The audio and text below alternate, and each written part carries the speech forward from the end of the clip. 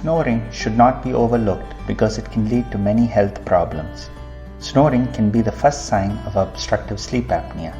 You should be concerned if you have the following symptoms: heavy snoring during the night, if you don't feel fresh in the morning or generally lack energy, a tendency to fall asleep when reading a book, watching TV, or even driving. This is how obstructive sleep apnea works. Your upper airway muscles relax when you sleep, but if they relax too much, there can be an obstruction to your breathing, and if this obstruction lasts too long, you may have a tendency to wake up.